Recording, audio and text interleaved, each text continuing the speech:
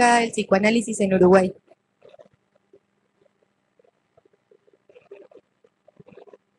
Bueno,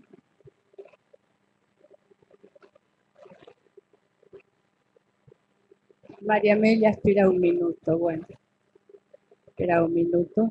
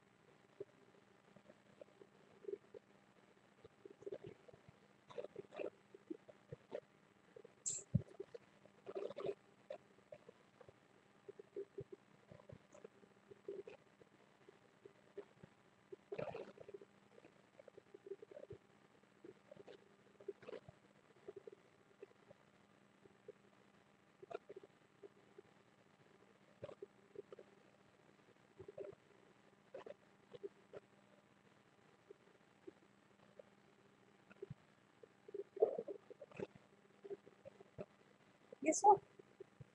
Bueno, el título del texto era La razón del borde. Del borde. Bordes nombran ambos lados de la frontera y serán en el siglo XXI lo que eran las fronteras en el siglo XIX. Así comienza un texto de Walter Mignolo que se llama Habitar los dos lados de la frontera, teorizar en el cuerpo, teorizar en el cuerpo de esa experiencia. Yo voy a repetir el título porque la simplicidad de los términos quizás encubre lo fuerte del enunciado. Habitar los dos lados de la frontera. Teorizar en el cuerpo de esa experiencia. Para dar cuenta de lo que implica el corrimiento subjetivo e enunciativo de esta afirmación, importa ubicar lo que se entiende por frontera. Walter Mignolo, en ese mismo texto, dice: las fronteras fueron concebidas como la línea indicadora del último punto en la implacable marcha de la civilización. De un lado de las fronteras estaba la civilización, del otro la barbarie. La marcha de la civilización y la idea de las fronteras creó una división geográfica y corpográfica. Ciertas áreas del planeta fueron designadas como los lugares de los bárbaros y desde el siglo XVIII de los primitivos. De un solo golpe, los cuerpos fueron clasificados y fueron asignados a ocupar ciertas áreas del planeta. ¿Quién se autoriza a esa separación? ¿Cuál es la lógica de esta separación? Esta definición de frontera de Mignolo no es falsa, pero no está particularmente elaborada. Para mirar más de cerca, yo fui a buscar en un trabajo de Jacques Derrida, Aporías, la manera como Derrida trabaja la dimensión de la frontera. Derrida reconoce tres fronteras en Aporías. De un lado, las que separan los territorios, los países, las naciones, los estados, las lenguas.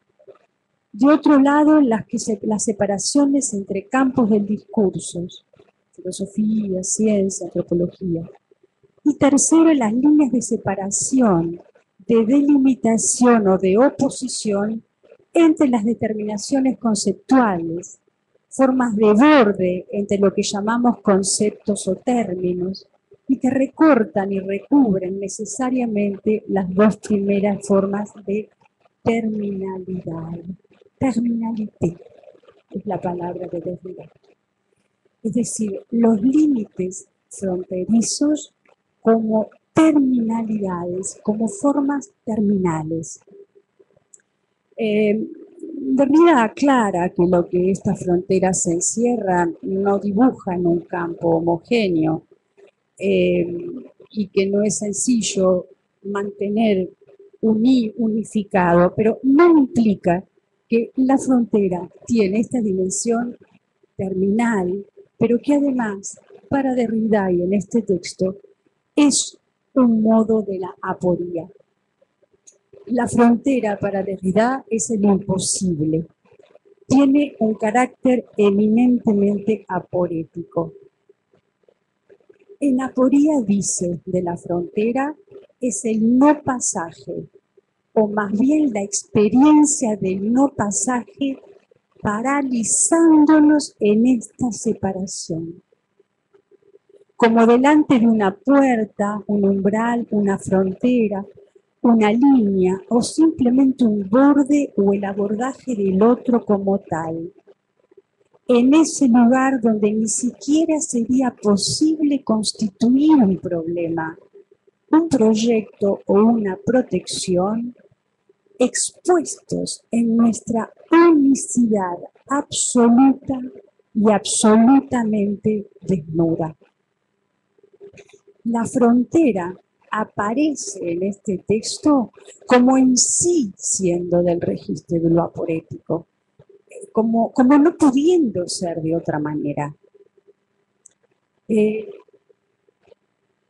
Lo que me planteo como pregunta y planteo como para pensarlo un poco, es si la frontera como imposible, como aporía, no es justamente a leer como efecto de un cierto ordenamiento discursivo o efecto epistémico y subjetivo, cierto campo que produce en el lugar fronterizo una aporía, ese campo en donde esa unicidad absoluta no sabe qué hacer con eso. En este texto yo encontré 3 o 4 líneas, no tengo la intención de abordar en eso, pero de ahondar en eso, pero que me parece que son muy ilustrativas de las líneas mayores, o una de las líneas mayores, que ordenan ese campo que construye la aporía, que constituye la aporía en el lugar de la frontera y la frontera como aporía. Fíjense lo que afirma Derrida. Ninguna identidad cultural, ninguna, es un universal negativa, ninguna unidad cultural, ninguna entidad cultural se presenta como el cuerpo opaco de un idioma intraducible, sino siempre, otra afirmación enorme, ninguna siempre. Siempre al contrario, como la irreemplazable inscripción del universal en el singular, testimonio único de la esencia humana y de lo propio al hombre. Es enorme como afirmación. Porque no solo afirma un universal, sino que afirma lo universal de un cierto universal. Es como el universal de lo universal. Un campo epistémico que es una producción local, europea, desconoce totalmente esa localidad de su producción. Y no solo habla en términos universales, que finalmente toda cultura se propone como universal, sino como el universal del universal, es decir, como no pudiendo nunca en ningún lado y bajo ninguna circunstancia ser de otra manera. No hay ninguna posibilidad desde ese lugar de habitar dos lados de una misma frontera. Con Freud y con Lacan, la cosa cambia, porque la frontera es intrasubjetiva. No estamos en la unicidad absoluta. no es cuestión de ninguna unicidad absoluta. Y esa frontera intrasubjetiva, no constituye, con el psicoanálisis, con Freud, ningún imposible irreductible. No es lugar de la aporía, aunque no se atraviesa de cualquier manera, no se pasa de cualquier manera esa frontera. Un análisis tiene que ver con eso, con poner en juego algo que haga posible algo con esa frontera que no es atravesarla así nomás. Desde la puesta en acto de esa experiencia que es el psicoanálisis, se subvierten necesariamente pilares fundamentales de este orden universalmente universal. Yo no voy a traer acá nada nuevo, nada que ya no se haya escuchado y trabajado como formas básicas de subversión. Está, por supuesto, el cogito, está la destitución del sujeto supuesto saber y la barra sobre el gran otro.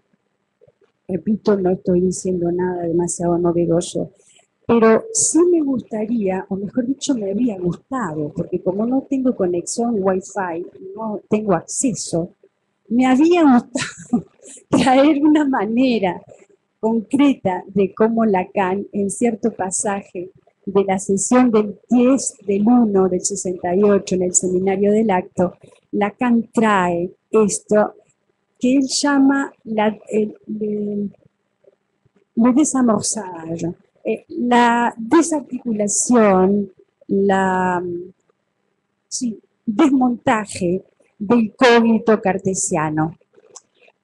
Lacan ahí, voy a traer lo que recuerdo más o menos, Lacan ahí trae el donde pienso no soy. Él juega en ese seminario con el o pienso o soy, y nunca soy, dice ahí, más ser que ahí donde no me pienso. Esta es una fórmula que Lacan ha trabajado mucho a lo largo de su enseñanza, pero él trae ahí algo jugando o acercándolo a esa expresión lingüística. Si no me equivoco es mi guión, pero me puedo equivocar porque, repito, no tengo el texto. En esto que dice Lacan, y unos minutos después la bomba estallaba. No sé si tienen presente ese pasaje, donde dice Lacan justamente que lo que eso trae es que finalmente la bomba no estalla.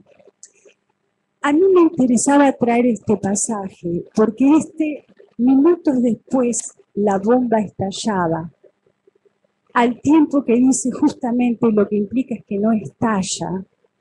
Lacan no dice, pero no estalló. Dice, no estalla. Es decir, hay ahí como un poner en juego una heterotopía, una ajeneidad tópica que hace que ahí donde minutos después estallaba, acá no se puede decir estalló, ¿no? Como una manera de dar cuenta de esta heterotopía, de esta frontera que no se pasa llanamente de una a otra. Ahí donde soy, acá no es que dejo de ser, pero no puedo decirme acá soy. No soy sin eso, pero no sé si se escucha esta cosa como de una lógica a otra, no lineal, con una temporalidad y una topología, diría, que, digamos, particular, para no...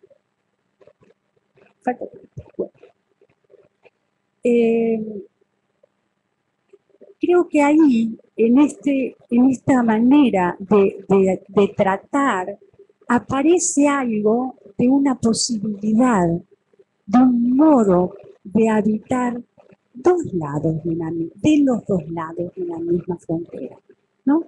Esta frontera que las formaciones del inconsciente dibujan con esto que Freud llamó la otra escena, estos dos lugares, como el psicoanálisis como dando cuenta, como abriendo paso a la posibilidad de habitar los dos lados de la frontera.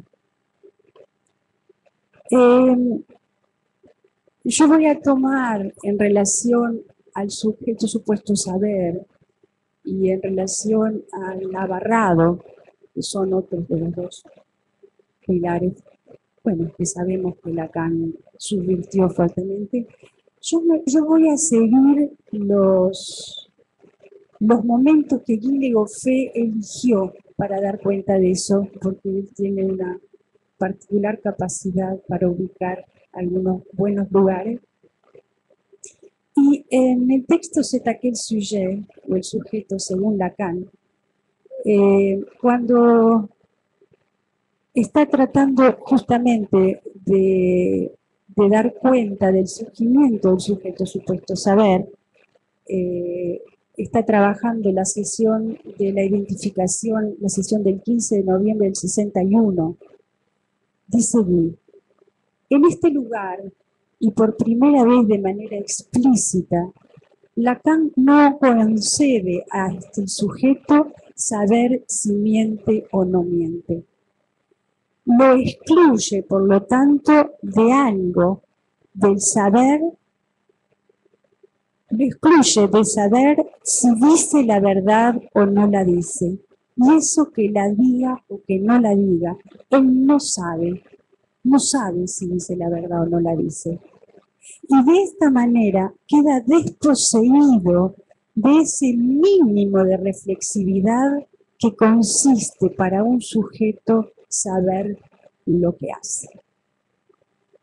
Es en ese momento, dice, en esta súbita disyunción del sujeto y del saber, que inventa la expresión que va a estar destinada al éxito que hoy sabemos, el sujeto supuesto saber. El divorcio está pronunciado ahora entre sujeto y saber. El saber, localizado en el lugar del otro, del gran otro, en la medida en que este otro se encuentra, y acá tenemos la otra cara de la novedad, desubjetivado. De un mismo movimiento, la conjunción del sujeto y de ese saber, concebidos de ahora en más como separados, produce ese monstruo, ese prejuicio radical que el análisis se debe o debe denunciar y combatir, el sujeto supuesto saber. El sujeto supuesto saber, la disyunción del sujeto supuesto saber, esto que el análisis debe combatir y denunciar, tiene su versión, digamos, en el abarrado. Tiene que ver con esto de el abarrado. Y en la arqueología de la toute puissance se tradujo por omnipotencia. En la arqueología de la omnipotencia, en el capítulo donde es la omnipotencia sin el omnipotente, Jacques Lacan, los límites del orden simbólico, Goffet va a ubicar este gran otro como una pieza fundamental de la consistencia que conviene acordar al simbólico tal como Lacan lo va a trabajar y lo plantea. Como una pieza fundamental, la destitución del sujeto supuesto saber, el abarrado como puro tesoro de significantes, es, dice Guy, una pieza fundamental de la consistencia del simbólico tal como Lacan lo concibe.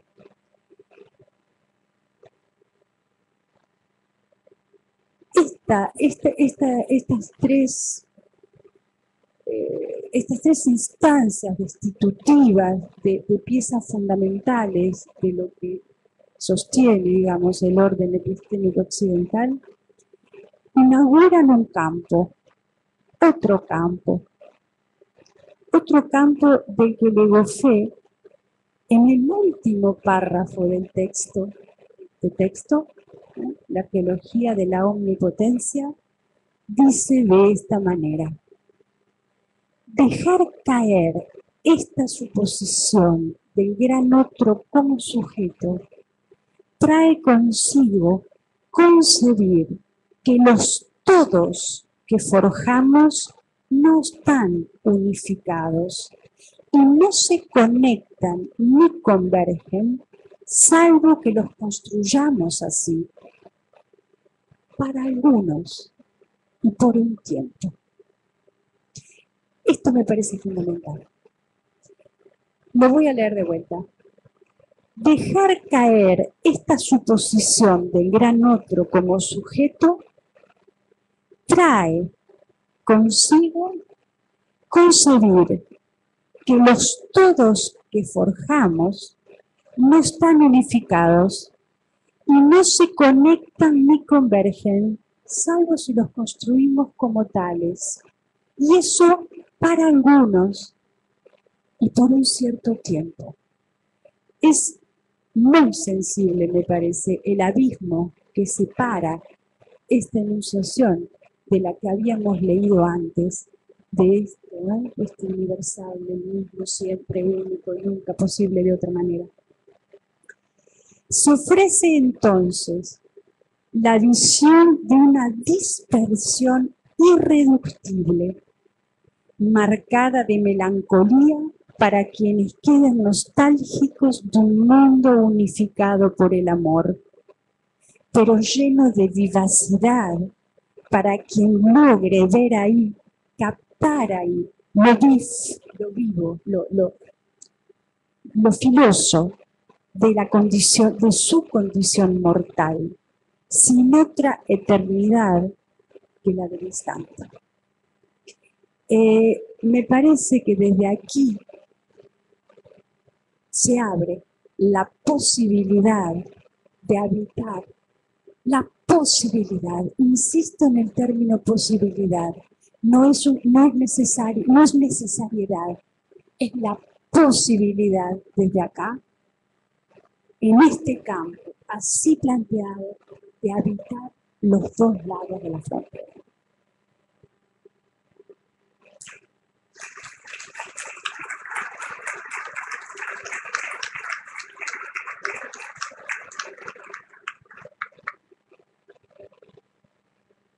Abrimos la discusión en relación al texto de María Amelia.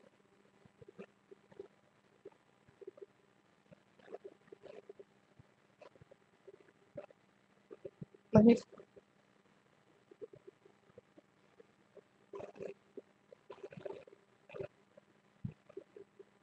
Sí, me importa en la exposición que has hecho que es manifiesto que sur no es un tema, es una posición, y que no es necesario hablar de temas de colonialidad para que los efectos de haber pasado por una lectura sobre la decolonialidad se manifiesten en una forma de recibir ciertos enunciados desde cierta posición, y que es un punto de conexión desde mi perspectiva muy claro entre los estudios decoloniales, tal como lo planteaste con Miñolo, y lo que es manifiesto en el último párrafo del libro de Guy Legofé. Es decir, se trata de una posición, no de una temática.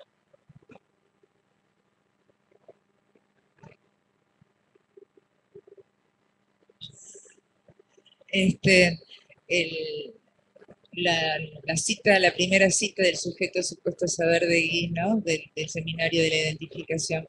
Si no recuerdo mal, él, no sé si en esa enseguida, pero él después dice, bueno, allí hace su aparición el sujeto supuesto saber en el seminario de la identificación, como aquello que a lo que debemos, no me acuerdo, estar en contra, ¿eh? Y después dice, pero después, 2 años después, en el seminario, creo que son 2 años, en el seminario 11, el sujeto supuesto saber hace su entrada al psicoanálisis como, ahí también está el no sin, ¿no?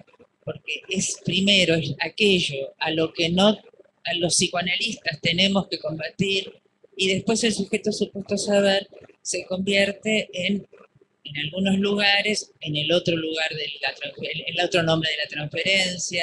El dispositivo analítico no es sin el sujeto supuesto saber, con lo cual es un tránsito, ¿no?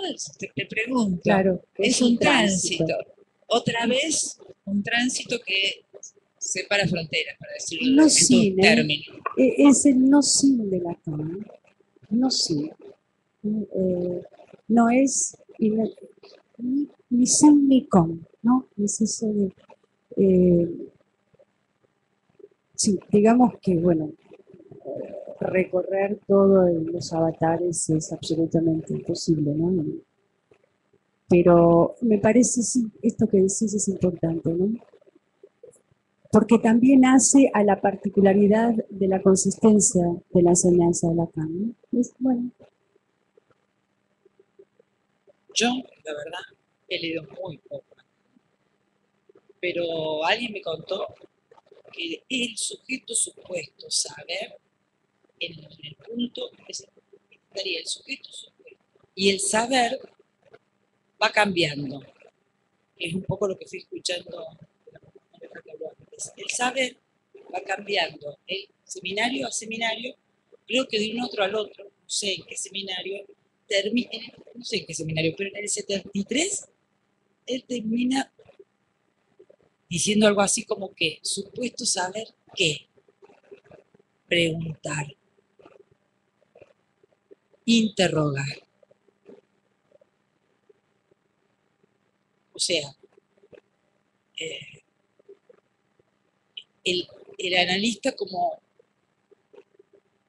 no mudo, sino interrogando, preguntando al analizante, ¿no?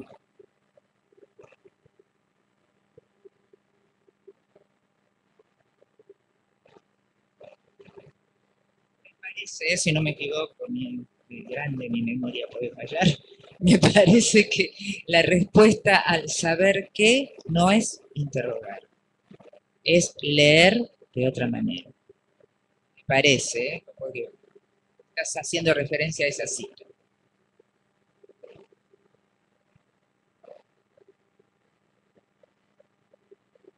En sus últimos años, lo que Lacan plantea, hasta donde yo entendí, de lo que me enseñaron, de que alguien me dijo, es que el analista en algún momento tiene que poder interrogar y poder responder.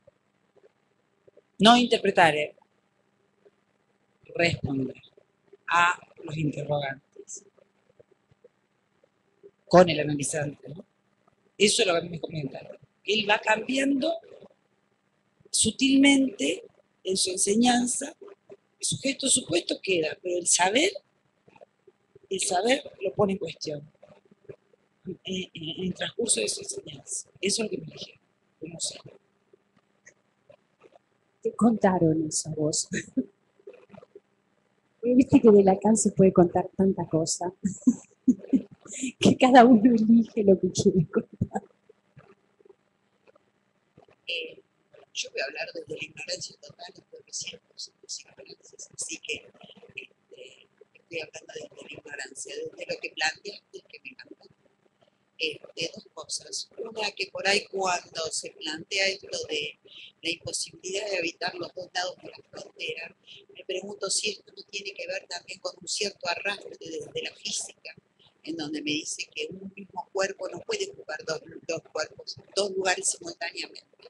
Y que entonces esto se traspasa al pensamiento y me dice, yo no puedo estar en los dos lados de la frontera simultáneamente.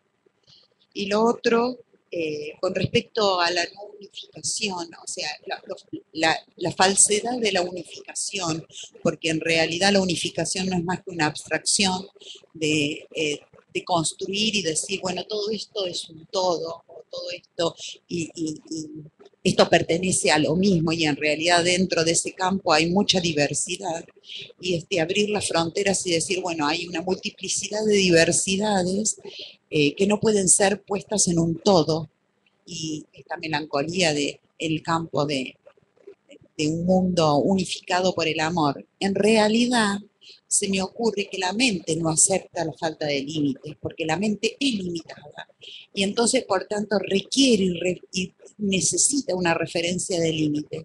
Y de alguna manera, en esta no unificación por la diversidad, hay como por detrás también una unificación que es un todo totalmente diverso. No sé si llego a explicar lo que quiero decir. En vez de tener distintas fronteras, casi como que sería un gran todo que acepta todas las diversidades. Pero que es la noción de todo la que estalla. No termina de estallar, me da la sensación.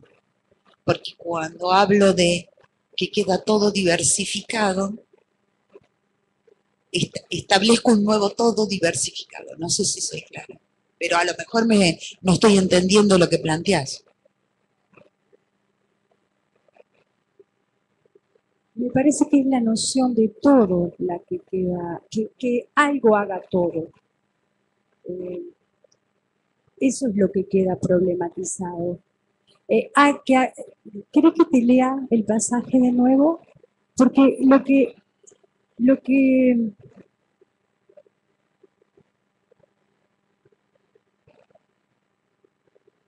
que se trae es que el todo se produce en la medida que lo produzcas, que lo producís como tal, que es una construcción para algunos y en algún momento. Es decir, que lo que desaparece es el otro todo del que habíamos, ese todo ontológico, ese todo en sí, diríamos, ¿no? Sino que son todos construidos, y en ese sentido sí, y eso me parece que es uno de las puntas de lanza del pensamiento decolonial, la posibilidad de muchos todos. Porque lo que desaparece es la noción de que algo hace todo. Como un todo móvil. Como diversidad, como muchos todos. Todos circunscritos y que funcionan en la medida que los hace funcionar como todo. Que no es del registro de lo ontológico y todo, es una construcción. La construís como un todo. Para algunos y en algún momento. Y eso después... sí. Es lo que de alguna manera Mignolo traía con la posibilidad de muchos mundos posibles. Mundos posibles. No es un mundo, son muchos mundos posibles que coexisten, que están. Esa idea unificadora de un mundo es lo que de alguna manera queda subvertido.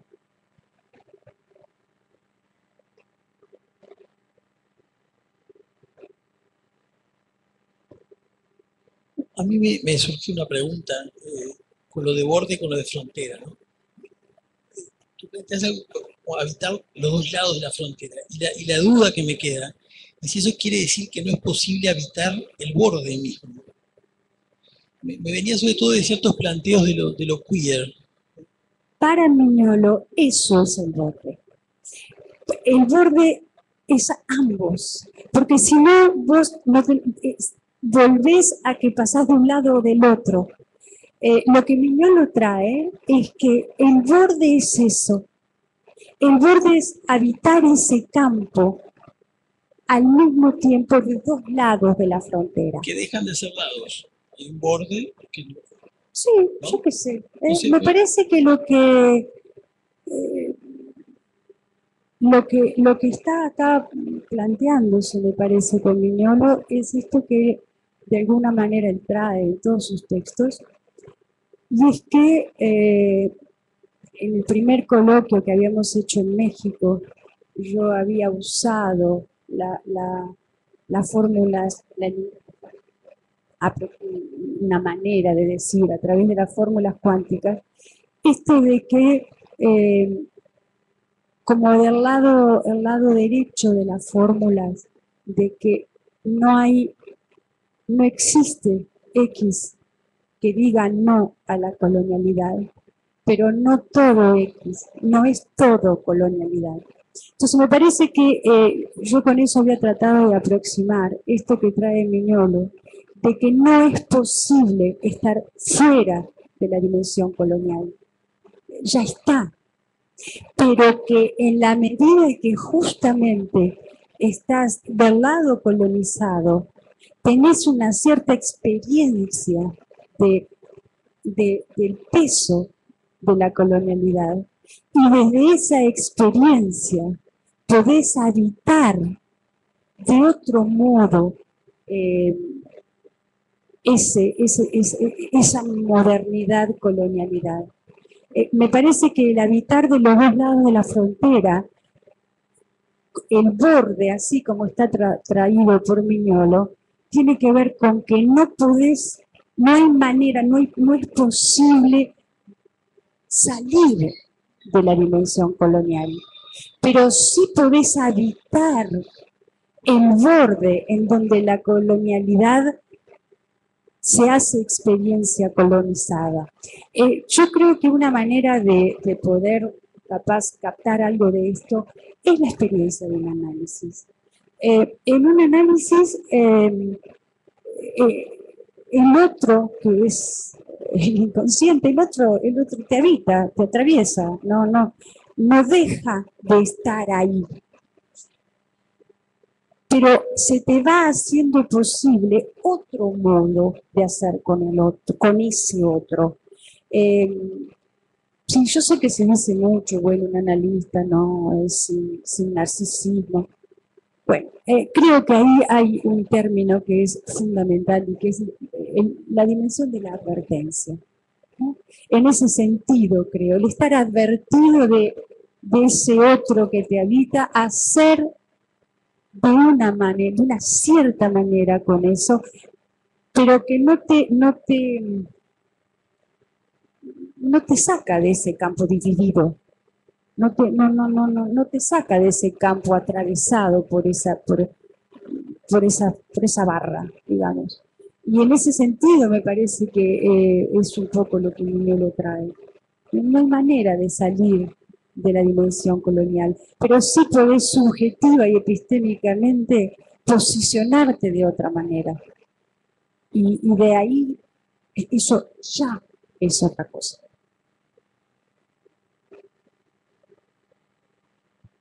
Sí, esa noción de todo que plantearon en términos de física, un cuerpo no puede estar de un lado y del otro de la frontera, es solidaria con enunciar al yo como un todo y no tener en cuenta que el yo no es todo. El yo está dividido, para decirlo de una manera simple, desde siempre. Es Freud en la decisión del yo, es Freud en la negación, y es esa posibilidad de trabajar desde esa perspectiva en los seminarios de Lacan que posibilita dar cuenta del habitar de los dos lados. El yo dice más de lo que quiere decir. Sería más o menos así.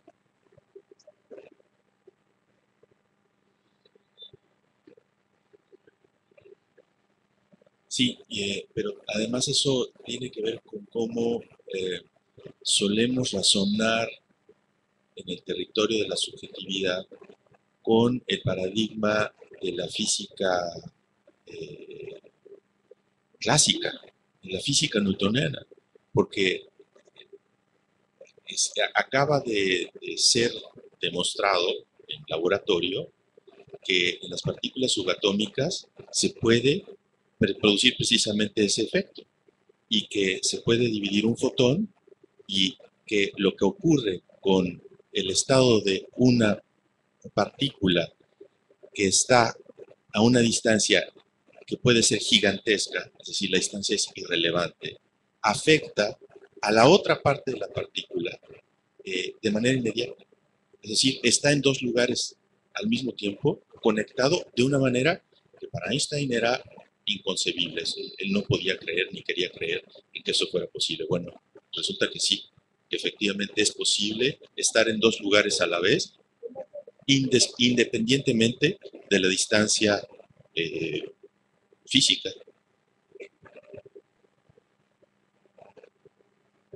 Sería la última intervención para pasar al otro trabajo.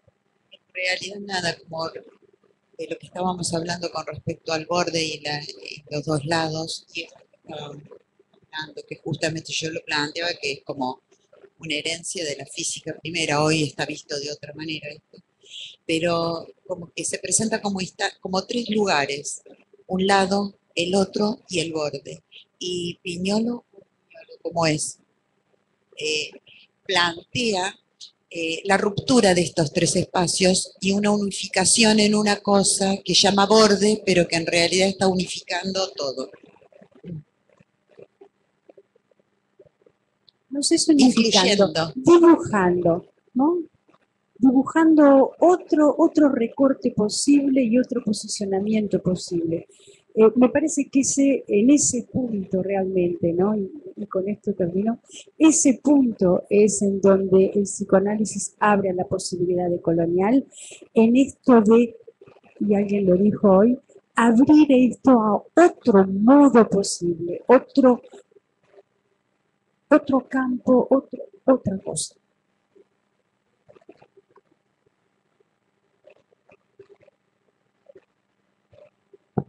Bueno, ahora le cedo la palabra a Eugenia Beloné y Gabriela Cervato.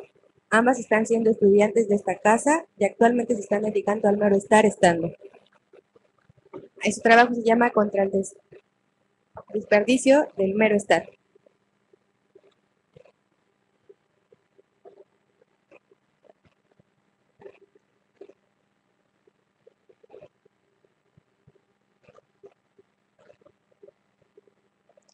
Ambas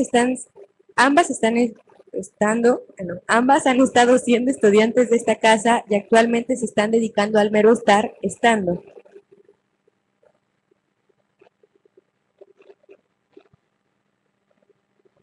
$100 soles. Estando en la isla de los Buros, la isla flotante del lago Titicaca del lado del Perú, pregunto a una de las señoras que nos recibe en su isla, hecha de junco, cuánto salía un telar que vendía. Ella saca un pedazo de junco del piso y raspa su piel marcando el número 100, eso que hablaba en quechua. Los Uros fueron parte de los incas que habitaban Perú, pero ante la colonización que ellos mismos tuvieron hacia un sector de su población, se dividieron. Los colonizados hicieron barcas de junco y marcharon hacia el lago, habitando de ahí en más en sus islas flotantes, las cuales son 70 actualmente con 2.000 habitantes. ¿Cómo pensar la colonización si entre los mismos colonizados ocurre? ¿De qué modo coexisten el colonizador y el colonizado cuando la colonialidad es lo que excede el territorio de quien impone su cultura? El estar se encuentra manifestado en las marcas que llevamos en el entrecruzamiento con las culturas imperantes y su ser.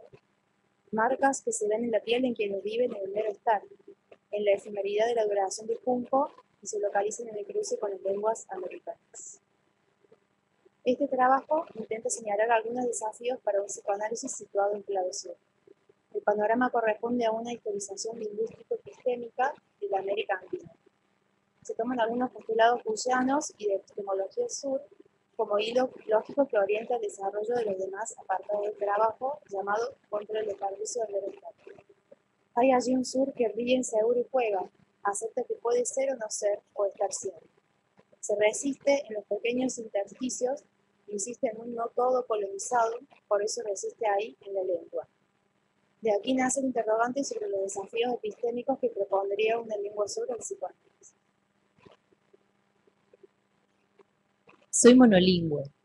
Mi monolingüismo mora en mí y lo llamo mi morada. Lo siento como tal. Permanezco en él y lo habito. Me habita. Me habrá precedido desde siempre. Soy yo. Me constituye. Me dicta hasta la exidad de todo. Me prescribe también una soledad monacal, como si estuviera comprometido por unos votos anteriores, incluso a que aprendiese a hablar. Nunca esta lengua, la única que estoy condenado hacia hablar, en tanto me sea posible hablar, nunca será la mía. Nunca lo fue en verdad. Sufro y gozo con esto que te digo en nuestra lengua llamada común. Sí, no tengo más que una lengua, pero ella no es la mía.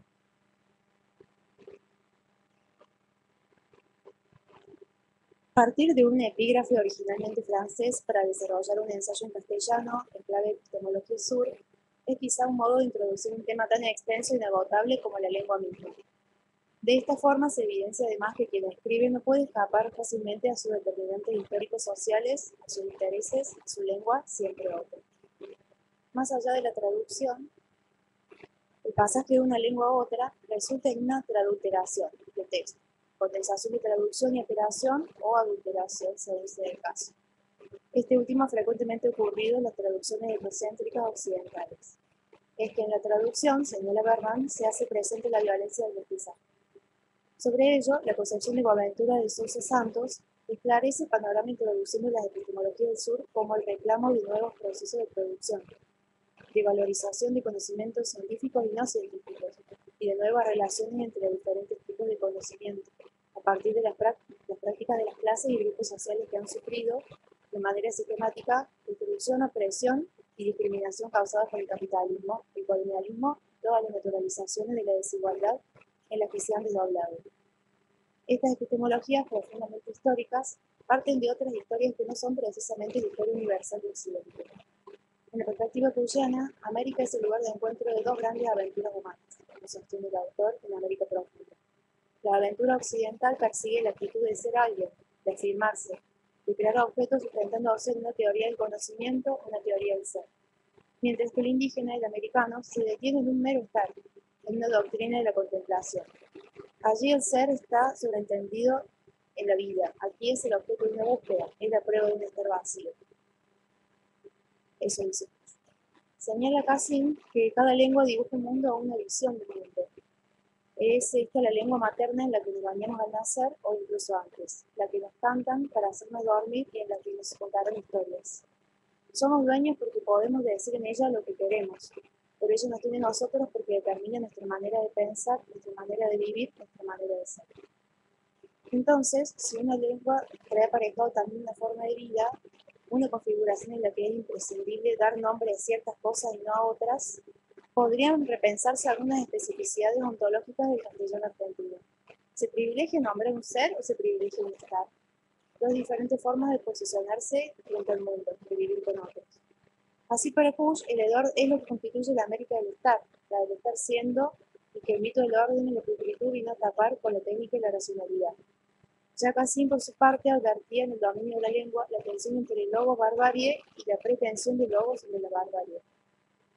Sin embargo, lo que se propone aquí desde la epistemología sur no es confrontar civilizar, hedor y pulcritud, logos y barbarie, sino entreabrir el fuego para hacer visibles algunos monocultivos de la sociedad, económicos, políticos y culturales que intentan bloquear la imaginación emancipadora y el pensamiento divergente, propio de las epistemologías sur. Push plantea que la vida es un equilibrio entre orden y caos, entre lo que es y no es, porque no se puede impedir que lo opuesto no exista. Quizás solo se pretende evidenciar la poca de intereses que sostienen las configuraciones lingüísticas sur respecto de las dominantes, que se pretenden ellas mismas una lengua franca, al garantizar el acceso al diálogo con el mercado y el saber amar. Esto en detrimento de la riqueza y la diversidad cultural propia de una lengua que arrastra vestigios de otras historias y otras epistemologías diferentes de la de Occidente. No solo el castellano peninsular se fundó en una tradición heteróclita, sino que ninguna otra lengua europea tuvo la posibilidad de enfrentarse a lo largo del tiempo con la complejidad cultural del árabe, del hebreo o de las numerosas lenguas americanas, africanas y asiáticas. Aunque en tensión con las lenguas dominantes, el castellano es tan sur como el árabe, el hebreo, las lenguas americanas, africanas y asiáticas. Además de conformar un sistema, la lengua tiene una forma, un ritmo, una melodía que habla también. Fuera de la prisión de la ley de la gramática, el significante adquiere otro valor por encima del contenido que vehicula. En el caso del castellano argentino, su configuración lingüística se complejiza. Abunda en gerundios, prioriza el estar por sobre el ser. No está obligada a explicitar el sujeto de la enunciación. Utiliza el goceo. Los verbos de movimiento tienen una configuración de espacialidad precisa. Perdón.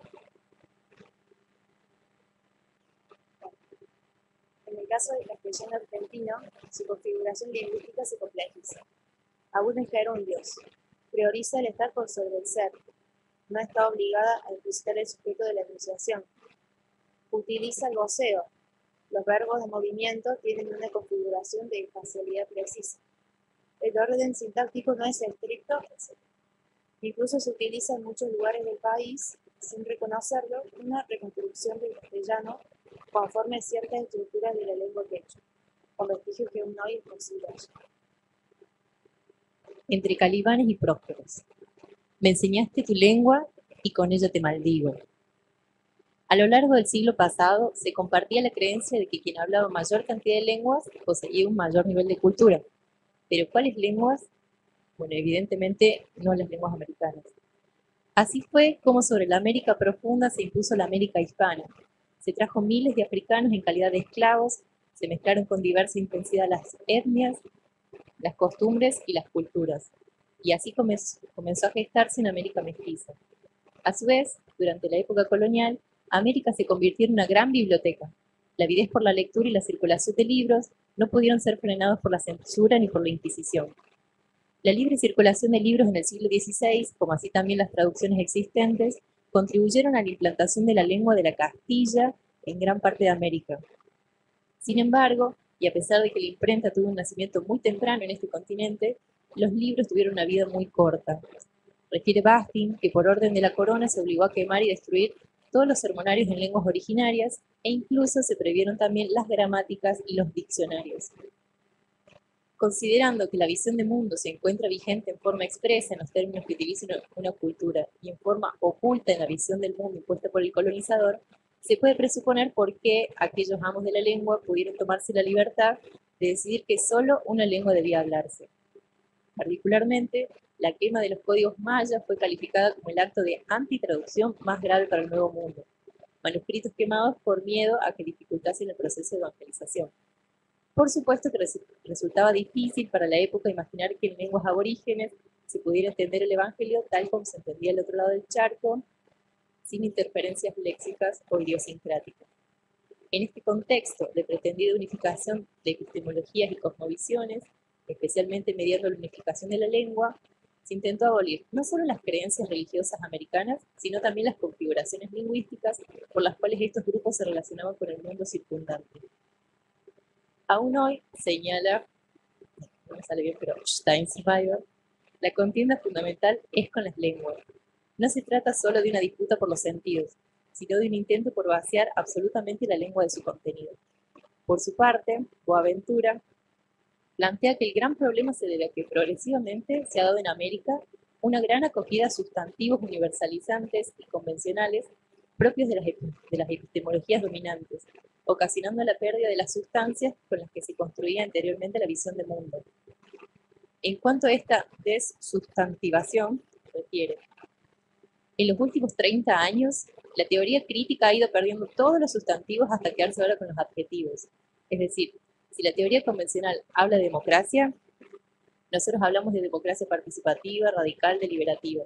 Si la teoría convencional burguesa habla de desarrollo, nosotros hablamos del desarrollo democrático, sostenible, alternativo. Recibimos como franquicia los sustantivos de la teoría convencional y pensamos, hablando metafóricamente, que vamos a añadir una salsa a la hamburguesa.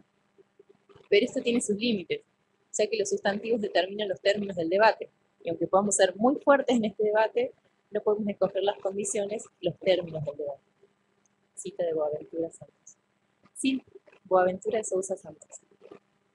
Sin embargo, reivindicar las epistemologías sur no implica confrontar las teorías universales con otras más fuertes o deshacerse de todo resto de colonialidad para volver a pensar lo propio y original. Como plantea Boaventura, se necesitaría una teoría universal sobre la imposibilidad de una teoría universal. De la eurotraducción al hablar en criollo. No siempre es fácil advertir las consecuencias del trabajo a partir de conceptos jerárquicos extrapolados de otra cultura y otra configuración de mundo. En el castellano argentino que actualmente se habla, pueden encontrarse vestigios de diversas lenguas prehispánicas como el quechua, que dejaron su impronta en la subjetividad criolla. Solo por traer a colación algunos aspectos significativos de esta lengua, se destaca que el verbo estar toma un lugar preponderante por sobre el ser. No utilicen una palabra que equivalga al verbo español tener, ni en su configuración poseen un significante que nombre al cuerpo. Nociones centrales estas en el psicoanálisis lacaniano. Sin embargo, esta es una cita de Brownstein, nada en la obra de Lacan ni una línea es otra cosa que un desarrollo sobre el lenguaje. Respecto de ello, difundir la obra sin pervertirla es una tarea imposible, pues esos textos están intrínsecamente condenados a ser rehechos por sus destinatarios, todos los parletres o habientes. Entonces cabe indagar, ¿qué consecuencias tendría un psicoanálisis desligado de representaciones sociolingüísticas provenientes de una visión eurocéntrica de la lengua? ¿Qué aportaría el psicoanálisis del trabajo con una lengua o un pensamiento descentrado del ser? Quizás más que respuestas se pueden hallar particularidades de este psicoanálisis sur, hijo de, acá parafraseando a Kusch, un inconsciente mestizo, seguramente no exento de contradicciones y dificultades, pero sí implicando por los hablantes un reposicionamiento ético, político e histórico. ¿Qué sería un psicoanálisis que no quisiera verse perturbado ni influido por su contexto? Estar en Arequipa. Inicio este apartado con una anécdota ocurrida en esta ciudad del sur de Perú. Consulto a quien estaba oficiando en aquel momento de guía turístico por qué tanto en Bolivia como en Perú se toman bebidas calientes y se hace sin refrigeración. Me pregunta cómo, a qué me refería con bebidas calientes, y le digo que no veía el proceso de heladeras. Y él dice, pero eso no es caliente. Caliente sería si la dejaran al sol, si está a la sombra está bien. En esta anécdota se intenta graficar un postulado de Kusch referido a la oposición colonial, que sería interesante para entrecruzar con el psicoanálisis que acá nos convoca. Intentar localizar el lugar del conquistador más allá de la posición geográfica en la que se encuentra. Palabrar Carpentier en el adjetivo y sus arrugas del uso de los objetivos y de los motivos que imperan en su abuso, destaca que cuando se les hace volver a menudo, cuando se les confiere una importancia particular, cuando se les otorga dignidades y categorías, se hacen arrugas. Arrugas que se ahondan cada vez más hasta hacerse surcos anunciadores de decrepitud, para el estilo que les carga. Porque las ideas nunca envejecen y cuando son ideas verdaderas, tampoco los sustantivos. A partir de esta cita se puede remarcar aquello que explicaba anteriormente en relación con el problema que se da en América respecto a la gran acogida de sustantivos universalizantes y convencionales propios de las etimologías dominantes. Estos ocasionan la pérdida de las sustancias con las que se construía anteriormente la visión del mundo. Se puede remarcar que ante esta adjetivación de la realidad, que parte de sustantivos tan ajenos a los nuestros, no estamos siendo ajenos a la racionalidad eurocéntrica. De esta manera, otras racionalidades posibles son difícilmente localizables. Tal como dice Miñolo, el colonialismo implica la presencia física del conquistador y la colonialidad, la lógica cultural del país invasor en el invadido. Una vez planteado esto, lo que nos quedaría por sostener como hispanohablantes desde una posición sur es una tensión con la lógica eurocéntrica que visibilice y no constantemente adjetivice aquellos sustantivos que configuran nuestra visión del mundo. Hay aquí un sur que ríe inseguro y juega, acepta que puede ser o no ser, aunque no sin un norte y no sin un estar simple.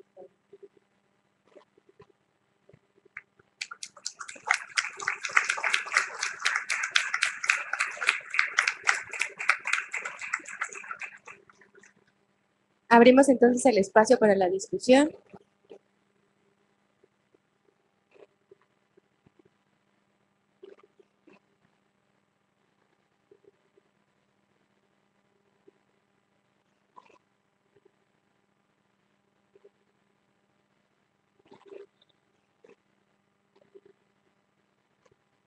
Hola. Nada, verificar por ahí si comprendí exactamente de lo que estaban hablando con respecto, yo así como noté en el aire, el ser debe ser construido, alcanzado, esto sería occidental, mientras que en lo indígena, no sé exactamente si en una civilización particular hablaban, el estar incluye el ser, o sea, el ser siempre está haciendo y no se lo plantean, sino que lo que va variando es el estar. No sé si fui clara con lo que acabo de preguntarte, si es eso lo que dijeron, ¿no? No sé si te entendí bien también la pregunta, pero nosotros lo que tomamos de Kush, sobre todo, él plantea en relación, bueno, al hombre americano, no ninguna cultura en particular. A mí sí me interroga por ahí un poco la lengua quechua, yo, bueno, totalmente de ahí surge el interés de un poco de escribir esto. Y sí, él plantea como esto, que la lengua que nosotros hablamos tiene una diferencia entre el ser y el estar, que muchas lenguas europeas no lo tienen, y ahí se juega como una complejidad que, bueno, nosotros podemos, o que él incluso utiliza como para marcar una diferencia. El hombre americano puede estar estando, puede estar siendo, y no necesariamente está solo referido al ser. Y plantea, bueno, como sí hace como alguna separación, dice, la aventura occidental persigue la actitud de ser alguien, de afirmarse, pero no necesariamente hace una cuestión de que, bueno, el hombre americano es otra cosa. Él también afirma esto que, a ver, lo americano no es sin lo europeo. O sea, no habría una cosa así muy tajante. Me parece, no sé si responde. Que sería una mezcla, una adopción de las dos, un poco volviendo a lo que planteaba ella, como un pisar dos lugares Sí, simultáneamente. sobre todo visibilizar esta posición que no es ni una reivindicación al mero estar, reconociendo la colonización y la posición de esta europea, ni tampoco decir, bueno, nos salgamos de ser y visibilicemos. Es como, ahí propone Cuyo el estar siendo, digamos, ni puro estar ni ser, estar siendo.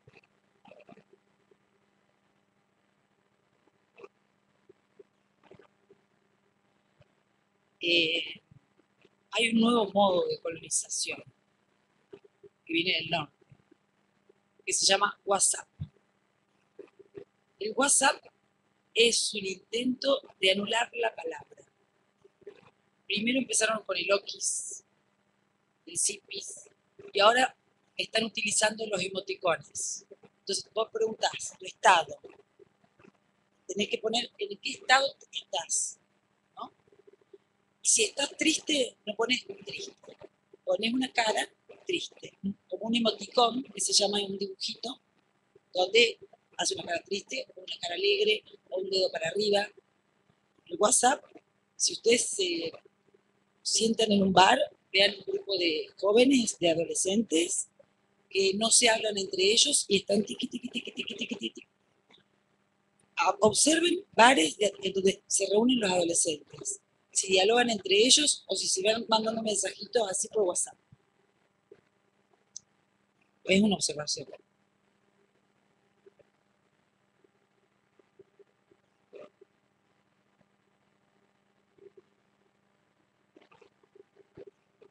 Ustedes saben que me llama la atención, ahora lo volví a pensar, porque lo pensé hace 15 días, frente a los representantes de los pueblos originarios que vinieron al coloquio de allá. Y entonces ellos hablaban de la colonización, donde los colonizadores también éramos nosotros. Entonces, y era muy complicado explicarles, porque además debe haber algo, debe ser verdad lo que ellos dicen y no lo que yo pensaba, es que nosotros, que estábamos todos implicados en este significante colonialidad, ¿no? Pero ellos hacían la diferencia entre sus lenguas y la que hablamos nosotros. Y la que hablamos nosotros es la lengua que los coloniza. No, te digo por tu cosa con el quechua. Y hay unos cuantos, porque son todos estudiantes universitarios, o estos que vinieron son investigadores del CONICET, pero son indígenas.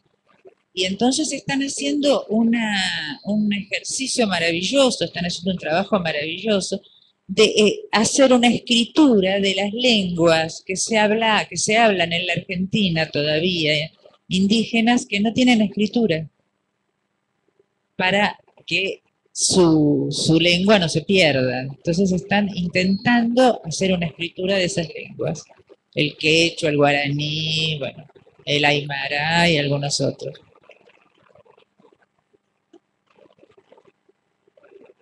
Sí, claro. Son nada más que tienen escritura, la escritura que fue puesta con el alfabeto nuestro, castellano, nuestro. Están haciendo como un trabajo de fonética. Yo no lo vi escrito, pero ellos lo contaron. Pero inclusive están haciendo una investigación en algunas lenguas, porque no sé cuántas dijeron que se hablan, más de 100. Y están haciendo una investigación porque hay, por supuesto, vocablos perdidos. Entonces, ellos están haciendo una investigación de las lenguas más perdidas en el habla, digamos, indígena. Graciela, me pareció importante esto que vos traías de la reacción de los representantes, digamos, de los pueblos amerindianos, porque lo que da claramente cuenta es que el campo de la colonialidad no es un campo homogéneo. Dibuja un campo con una pluralidad de figuras. Y me parece importante esto porque quizás no lo dije, que Bordes también es una pluralidad. Es decir, los dos lados de no es una frontera, son una pluralidad y seguramente se recortan, se recubren, hay algo que me parece ahí muy importante, ¿no? De un campo con un número indeterminable de figuras.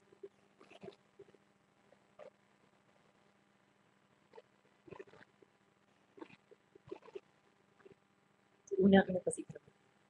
Respecto a esto que vos decías recién, sí, yo por ahí dije quechua, pero son un montón de las lenguas quechuas, porque bueno, y también en la historia, la cuestión así de comentario, el quechua era una lengua que se hablaba en una comunidad particular y los mismos españoles lo toman como una lengua franca, que me había leído David, como para, bueno, extenderlo un poco más y tratar de abarcar más lugares, más territorios con esa lengua, con el aymara y algunas otras lenguas más, que son bueno, las lenguas francas de ese momento, y por eso también llegan hasta, no sé, Tucumán, Santiago del Estero, digo, se encuentran restos de muchos lados de Argentina que quizás van a tener una lengua nacida o surgida en este contexto. Sabes que además ellos también hablaban de la invasión y la colonialidad del incaico. Cuando llega el imperio incaico al norte de lo que hoy se llama Argentina, es también una invasión y una colonización. Perdón, Graciela, pero me parece importante distinguir, porque cuando hablamos de colonialidad, no estamos diciendo que es la única figura de la invasión, pero el lugar epistémico desde donde invade el europeo, eso es la colonialidad.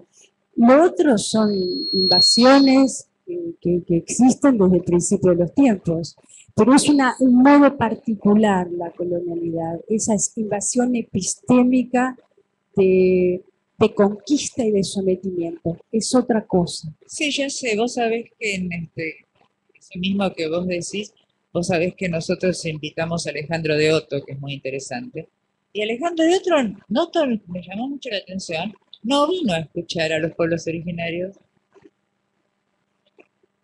O sea que se quedó todo el coloquio, pero la parte donde al principio, que era donde hablaban los pueblos originarios, él no vino.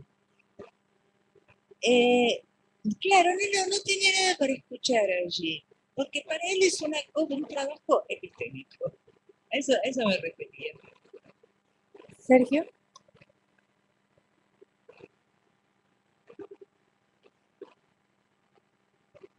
Sí, en realidad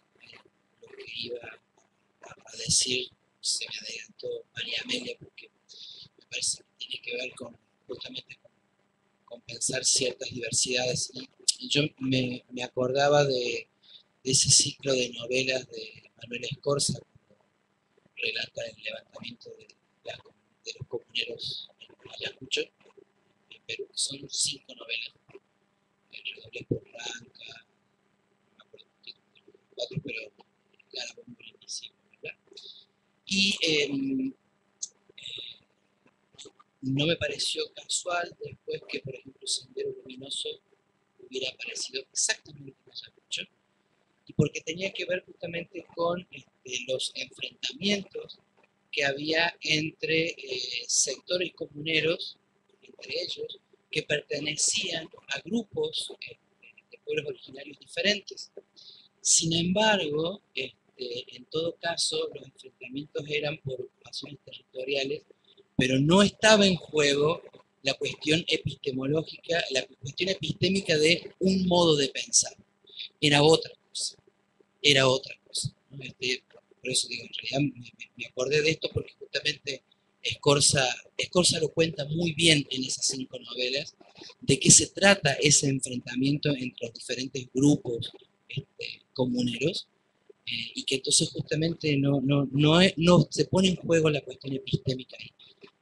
La colonialidad con un modo de pensar y de imponer un modo de razonamiento es otra cosa.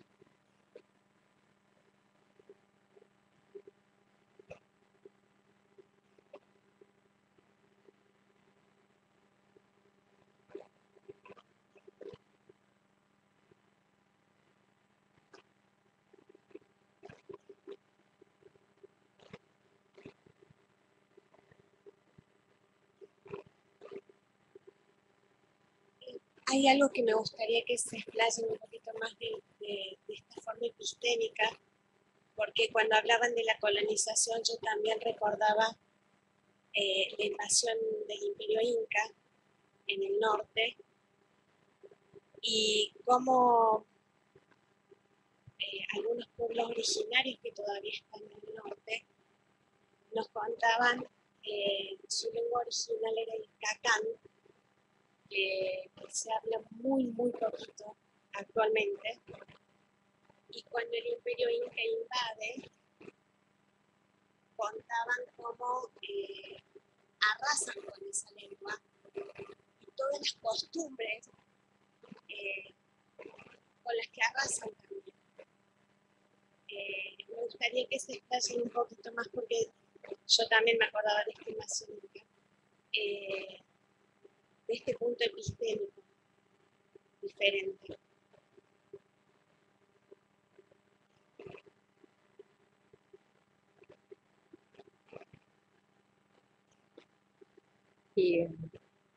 Sí, a ver si podemos decir algo también de eso.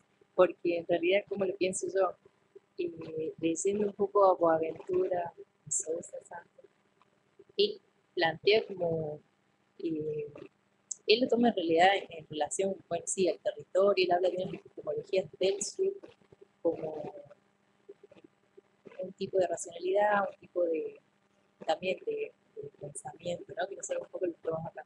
Pero a mí lo que me interesaba más bien plantear era en relación al lenguaje, ¿sí?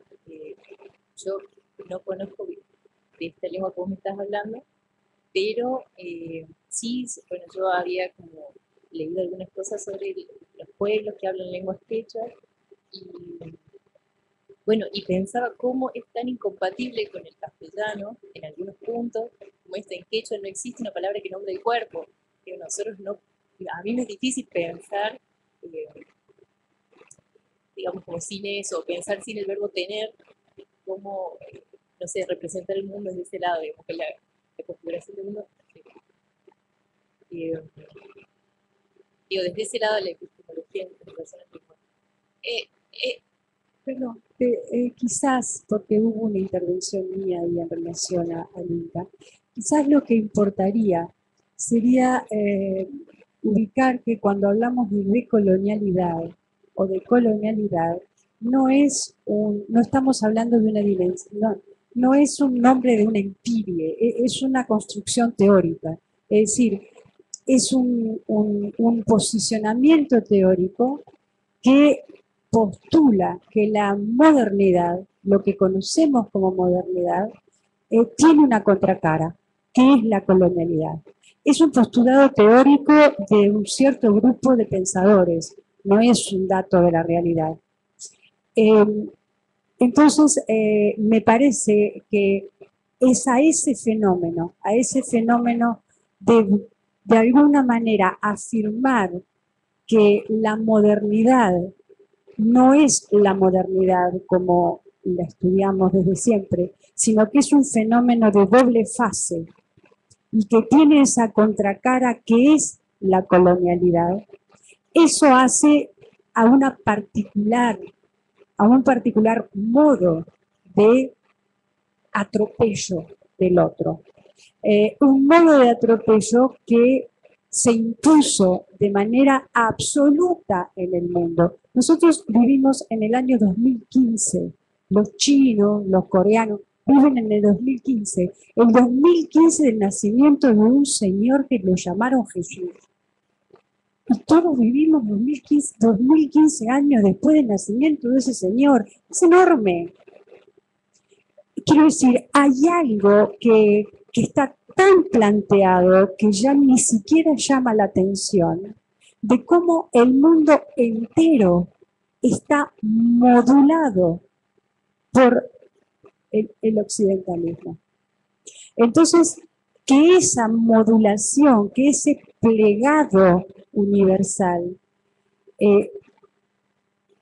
sea la contracara, la cara oscura y no un accidente de la modernidad, eso es lo que hace la particularidad del pensamiento decolonial.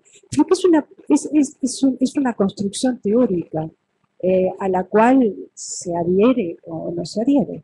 Por ejemplo, de Sousa no adhiere al pensamiento decolonial. Tiene una posición anticolonialista, pero no adhiere a la decolonialidad, ¿no? Sino que ubica el colonialismo y la colonización como un accidente, como un efecto superable en la superación de la propia modernidad. Y ahí es donde el pensamiento decolonial se separa de todo lo que son los estudios postcoloniales, que de alguna manera parten del presupuesto de que algo así como que la superación, por decirlo de alguna manera, de las catástrofes modernas hace posible la desaparición de las catástrofes coloniales. Y eso es algo que el pensamiento decolonial no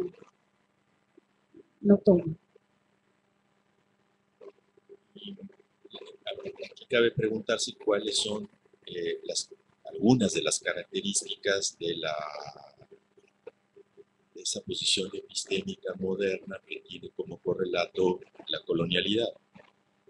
Y una de ellas es una cierta forma de hacer teoría del conocimiento y de generar conocimiento, a través, por ejemplo, de los universales afirmativos, algo que Adorno y Horkheimer ponen gravemente en cuestión en la dialéctica de la ilustración. Hacer universales afirmativos como la más alta forma de conocimiento, porque eso permitiría enunciar leyes válidas en todo lugar, en todo momento, o para todos, es una forma, más que de producir conocimiento, de imponer cierta visión del mundo a otros. Y eso supone que es posible producir conocimiento desde una neutralidad, desde un punto de vista que sería objetivo porque es neutro. Y eso, por ejemplo, me parece está ausente en otras formas de imperialismo que se han dado en otro momento.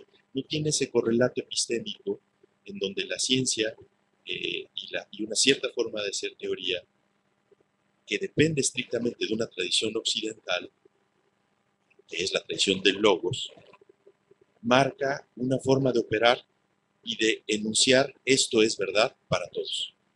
Y si ustedes no lo han comprendido es porque son bárbaros. Y tenemos que llevarles la ilustración. Es una modalidad ilustrada de civilizar a quien no comprende esta forma de alta cultura. Eso no es lo mismo que ha sucedido en otros momentos de la historia con otro tipo de imperialismo.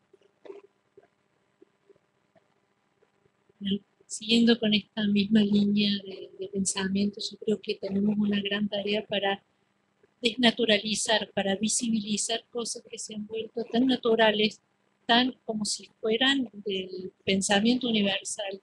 Uno de los aportes de Bush no solo dice que en el pensamiento occidental se trata de ser alguien, sino de tener algo. Entonces me parece que hay que poner eso también al lado, porque suma en los aportes que trae Bush. Y quería volver a la obra de teatro de ayer, que me parece que anoda un montón de cosas de las que estamos trabajando, porque al final, cuando ella dice soy María, se abrió una discusión así en distintos ámbitos para ver si se tendría que haber llamado con un nombre quichua, si el ruido, el yu que hizo era su nombre, y yo creo que no se podía pedir un final feliz hollywoodense que se llame con un nombre de pueblo originario. Me parece que María es el resultado de 500 años de colonialismo.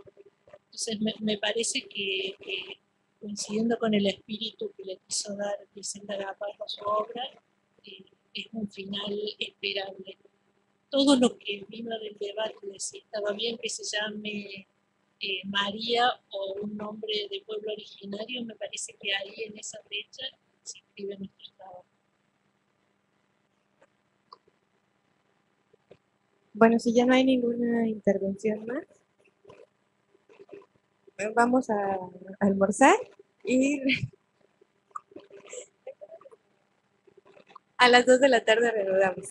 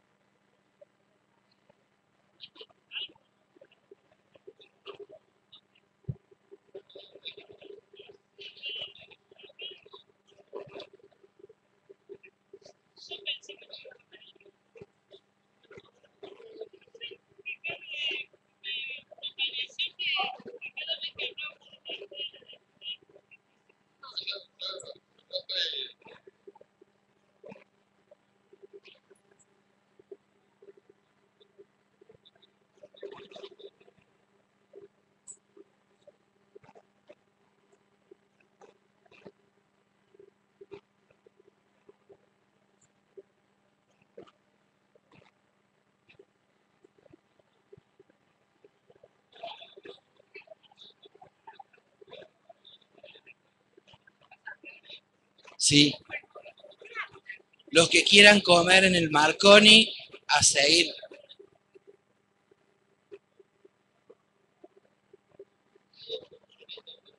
En el Marconi, acá atrás, es ahí atrás. Sí, yo lo llevo al corte. Pero es... Ah, vos te quedaste. Dale.